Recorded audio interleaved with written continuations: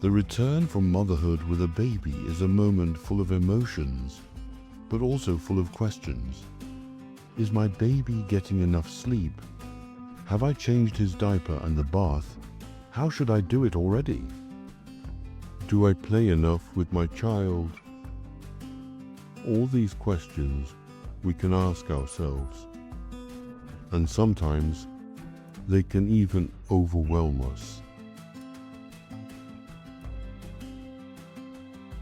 Raising a child and providing him or her with the necessary care may sometimes require enhanced support, especially for parents with intellectual disabilities.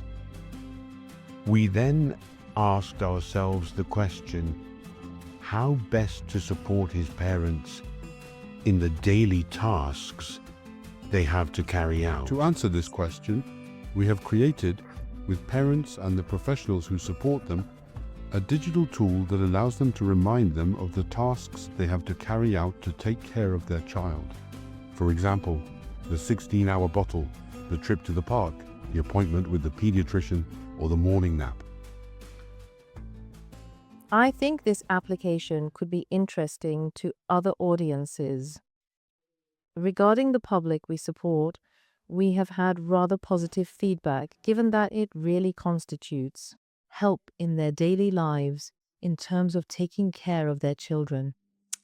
We notice that it is a tool that can allow them to correctly follow the recommendations recommended by certain health professionals, for example. So there's this callback feature, and then it's an app that can also allow them to reassure oneself, and this reassurance function, it can be interesting with the accompanied audiences, a reassurance at the level of their parental function. It's a small tool that will help them gain confidence and notice that they are doing the tasks correctly.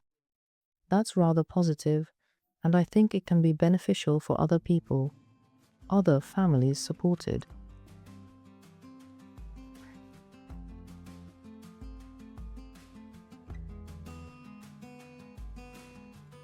It is divided into 5 stages. The first is empathy. It's when you go to meet the customer, but not only, especially the users. Understand their needs. Then we will hold their needs. This is the second step, the definition. Once we have defined their needs, we will start the ideation and design phase. Here, we're going to create the prototypes. So that's phase 4 of prototyping. And finally, we're going to test all of this with video users. The principle of unique design is to put video users at the center of the design. As long as it is a project that makes sense and that is important for users, especially in the context of disabilities.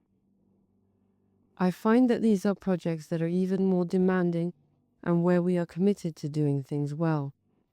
And it's also a project that for me, as a developer, which is enriching, especially on a technical level, since we will see a whole bunch of accessibility rules that are usually not necessarily taken into account in projects where, in small doses. It's that generally, in an agency, we have a lot of diverse and varied projects. We generally think of the 99% of users. By telling yourself that it's very good, it responds to a wide range of users, except that the problem brought by Papin and Blanc is precisely that you have to respond to words that are not necessarily heard or seen. So we have to succeed in finding something common, and that it can respond to these one piercing as well as to the other 99.